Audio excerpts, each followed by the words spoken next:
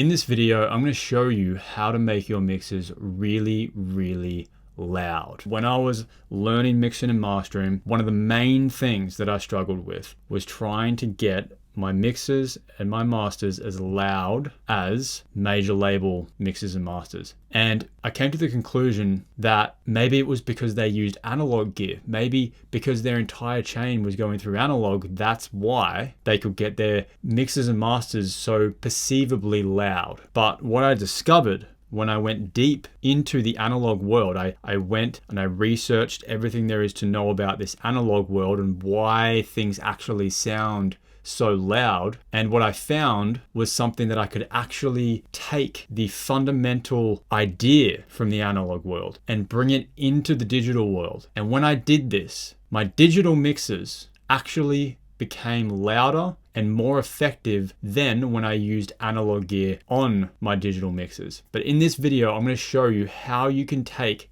the core fundamental of analog recording, what makes analog recording loud and sound so good, and bring that into your digital mixes and masters and your recording as well.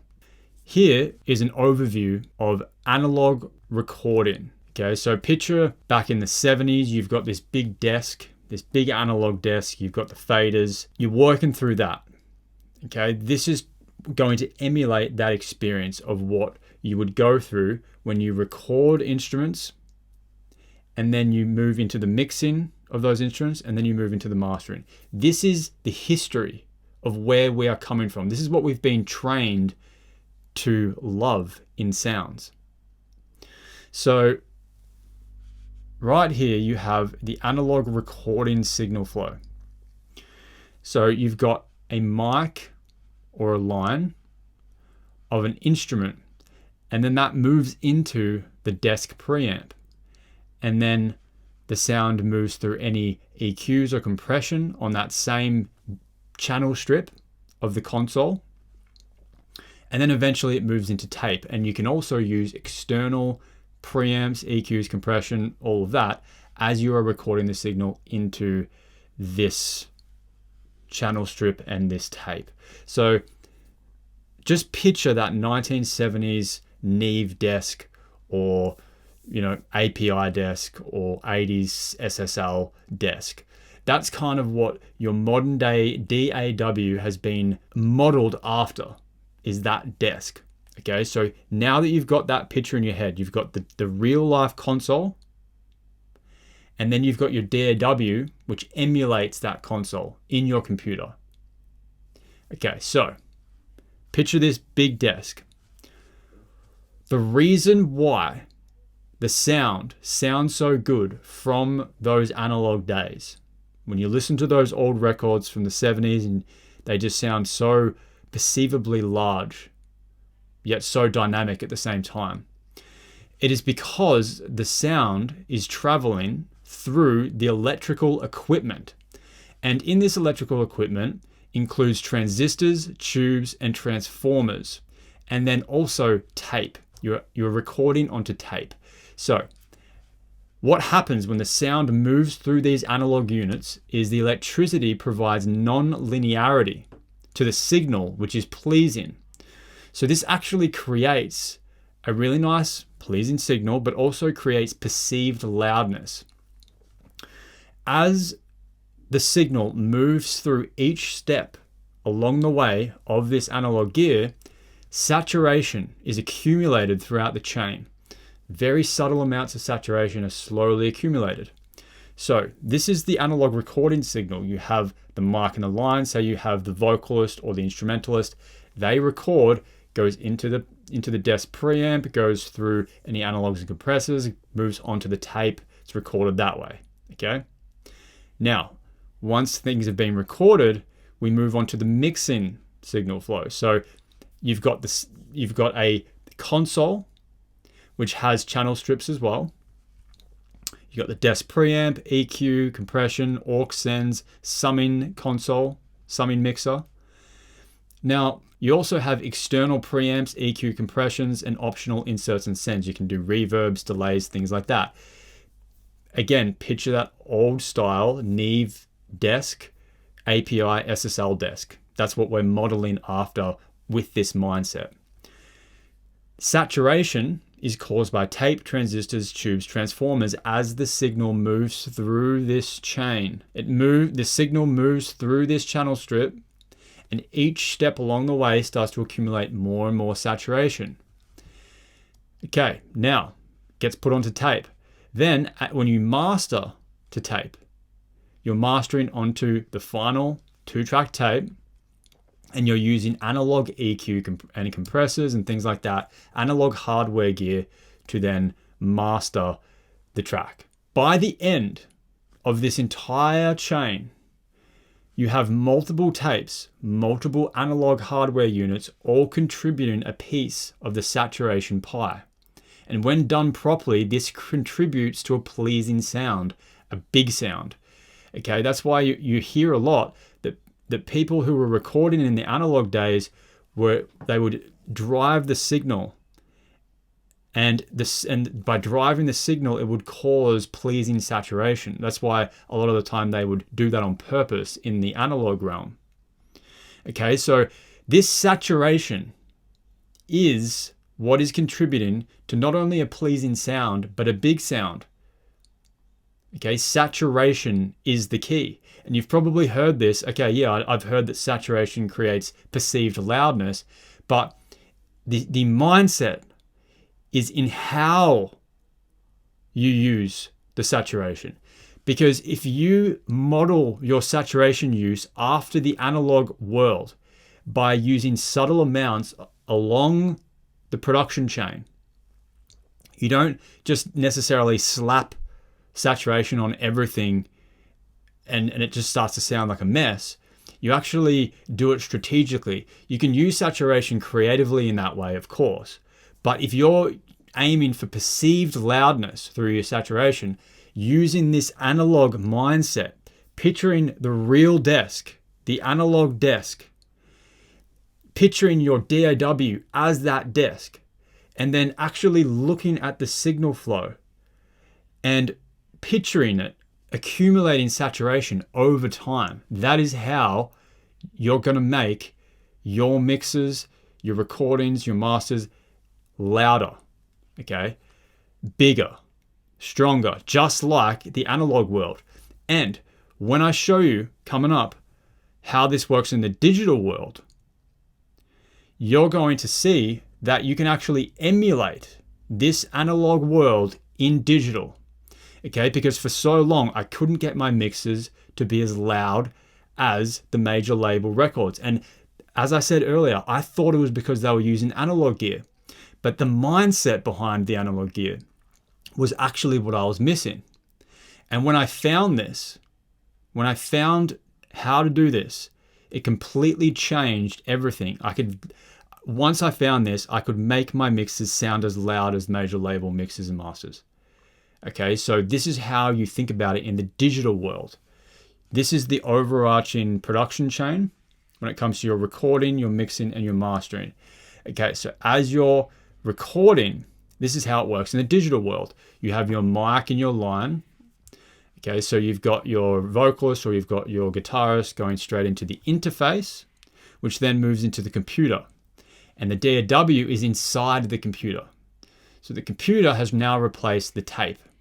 I'm talking about a pure digital world, because not taking into account hybrid setups where you can have the computer and the console, analog console.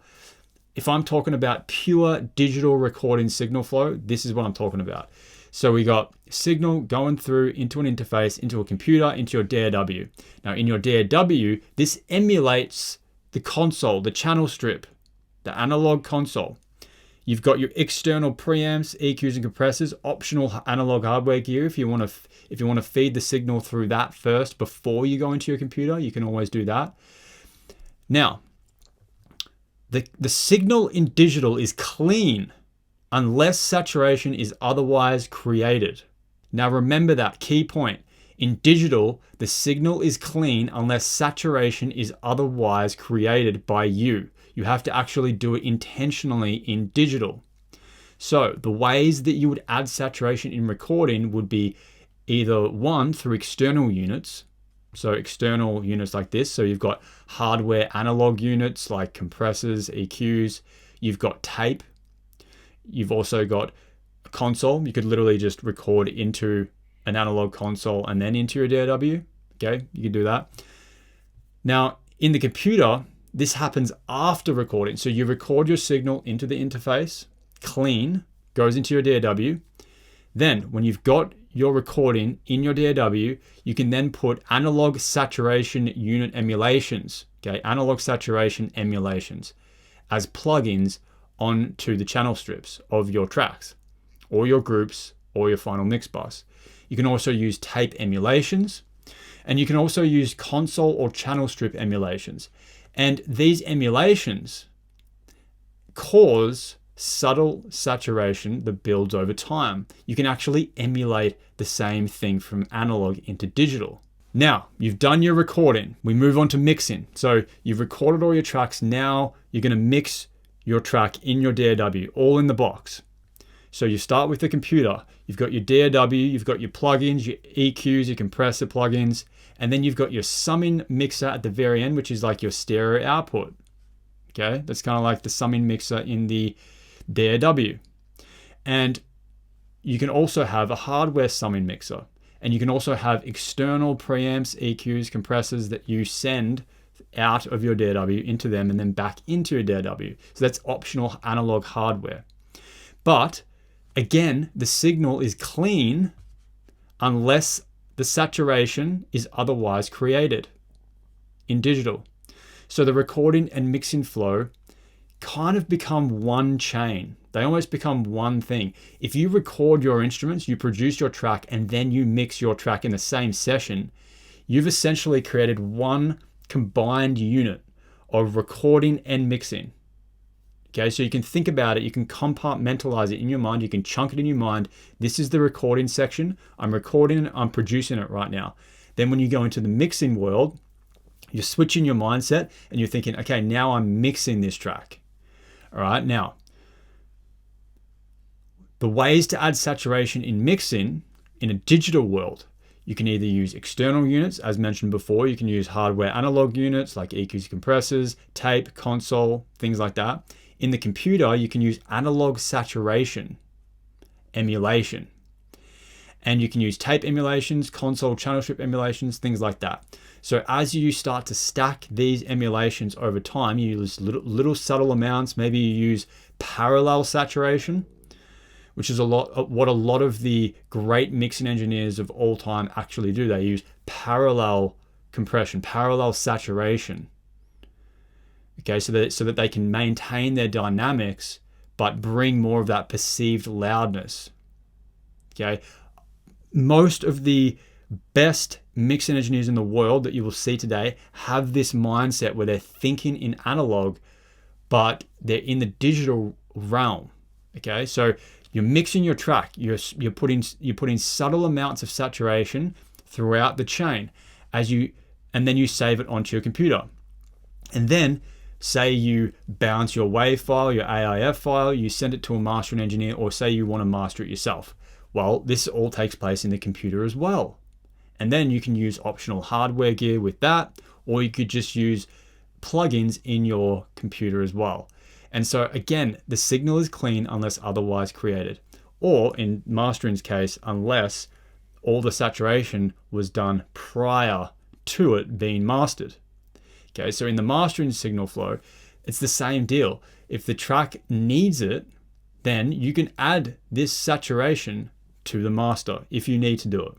The accumulation of hardware and or plugin emulations creates a pleasing sound or big sound. Okay, so now let's have a look at the overview here. We had the analog world, which slowly accumulates saturation over time through this production chain.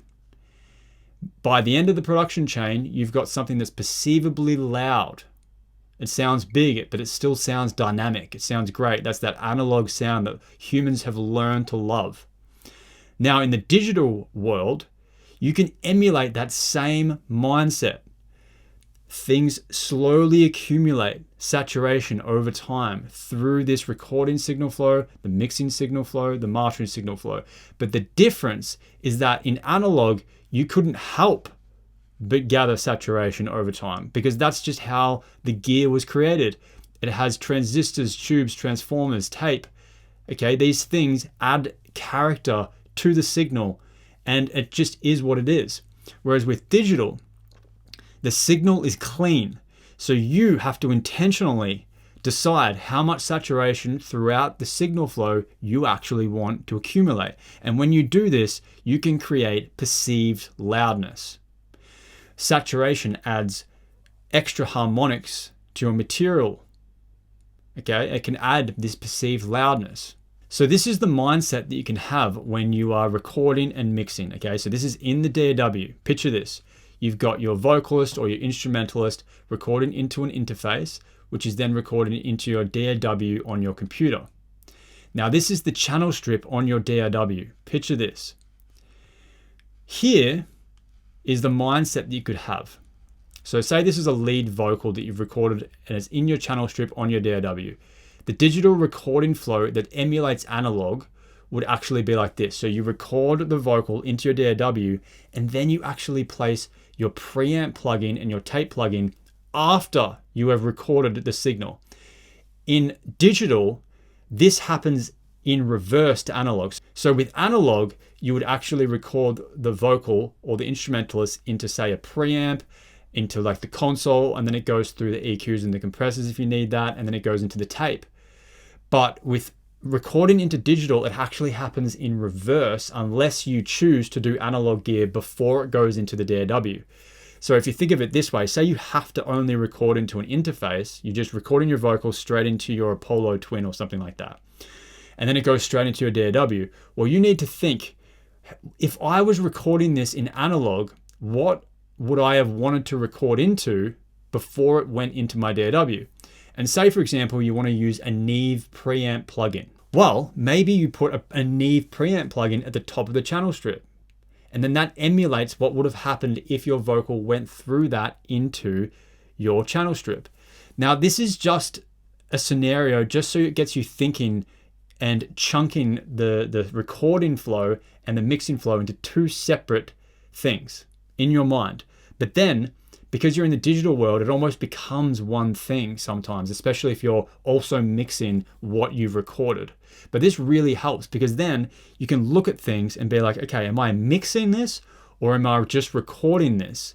Because if I'm just recording this, I can use plugins that I would want to use if I was recording this into the DAW through that analog gear. So maybe I wanted to record it through a preamp, maybe I wanted to record it through saturation or whatever it is, and then you've got that sound in your production that is that. You use creativity to make the sounds that you want to create in your productions and your arrangements. But then when it comes to mixing, if you send those files off to the mixing engineer, now they're thinking purely in the mixing field, okay? And you've done your production part, you've done the creative part where you've put the sounds together the way that you want them to sound, and then the mixing engineer does their thing. But if you're also mixing what you've recorded, this is how you would kind of think about it, because it becomes one thing. Look at this, it becomes one thing. So you've got your recording flow emulating analog, then you've got your digital mixing flow that emulates analog. So with the digital mixing flow, maybe you've got like a tape plugin at the start, because maybe you want to emulate that style where it recorded into a tape, and then you've got the tape, and now you're mixing the instruments from tape. Okay, now you've got EQ plugins, compression plugins, saturation plugins, all of that. This is not necessarily how you have to think about it, but it helps. It's a good mental exercise to understand analog to digital signal flows and how that whole thing works. Okay, and it helps to chunk production and mixing into two separate things in your mind, so then when you're producing, you can think in this way where you're thinking almost in reverse of analog. Unless you're using analog gear, you're thinking in reverse. Okay, I'm recording this signal clean. Now, what plugins would I have wanted if I recorded them through analog into an analog console? What would I have done if that was the case? And with mixing, you're thinking the same way as well. You're thinking, okay, I've got these tracks. How would I mix them through the console if I was to do that? Now, in digital, things are a little bit different. You don't have to stick to the traditional analog console way of doing things. You can just do things in digital and make it sound awesome in whatever way you want to do that. There is literally no limits to what you can do. But when you think like this, when you have the fundamentals of where we came from, this is the fundamentals of it all. When you bring that into the digital world, it'll help you to make your tracks, your mixes louder. Okay, now let's move down here. So here's how you would think about it digitally. You're recording a lead vocal. Okay, then you ask yourself, do I want hardware units while recording into the DAW? So maybe you have hardware units, you've got analog units, and you want to record into them and then into your DAW. Now, if you don't have hardware units, if you don't have analog units, then what plugins do you need to use to emulate what I would have done if I was recording on an analog console? This is a thought experiment. This is a thought exercise for you to do. Now with mixing, it's the same thing. Do I want hardware units while mixing in the DAW? Is that something that I want? Now, if you don't have hardware units, what plugins will emulate what I would have wanted if I was mixing on an analog console? That's the question you want to ask yourself. And then this thought experiment will get you thinking in analog mindset in digital. Okay? Now, here are some ways to do this. You've got only analog. So this is where you only use hardware and tape. This is full old school. This is if you want to record exactly like they did in the 70s. Now, this is obviously going to be the highest cost to do this. Then you've got the hybrid way. So you've got hardware throughout the entire chain mixed with digital. Now, this is still a high cost, but there is ways that you can get it lower. You can use software like Access Analog, where you can actually rent analog gear through the cloud. Okay. You've got hybrid ways where you use hardware on only selected parts of the chain. You know, this could be a medium cost if you buy the gear yourself. But again, you can use Access Analog in the cloud that way. And then you've got a hybrid way where you only use hardware during the summing mixing process. And again, bit of a medium cost because the summing mixing hardware can be quite expensive sometimes, but pro mix engineers like Josh Goodwin use this approach where they have a summing mixer, okay? But for the most part, they just do digital and then they just go into a summing mixer, okay? So the last way is you go full digital in the box. You use no hardware, but you only use plugins. And this is the lowest cost out of all of them. Plugins still cost money to get, but that's pretty much how you would do it. Now, showing you the way that I have shown you, you should be able to make your mixes just as loud as if someone only used analog gear in digital by using the mindset that I just showed you. So here is how you can actually emulate this process for the least amount of money. So number one, you can use an analog summing mixer unit. So this is going to cost you a couple of grand, and then you basically put your mix through the summing mixer, and then that adds some analog vibe. That's what pro mixing engineers like Josh Goodwin use. You can also use a service called Access Analog, where you can actually use analog gear through the cloud, and that's more of a monthly subscription service. And then other ways is you can buy analog gear yourself, but this can rack up the costs over time if you buy a lot of it. Now, the cheapest way to do it would be through emulation plugins. So what I recommend the most is getting saturation plugins, tape emulation plugins, or console summing plugins. Okay, and these plugins are designed to emulate that analog feel in digital.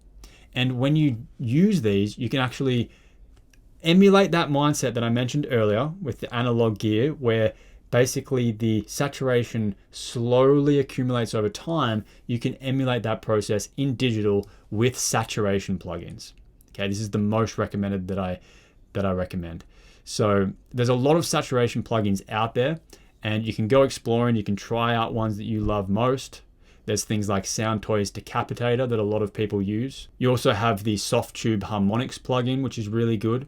You've also got Metric Halo, which have a saturation plugin that Serban uses, one of the great mixing engineers of all time.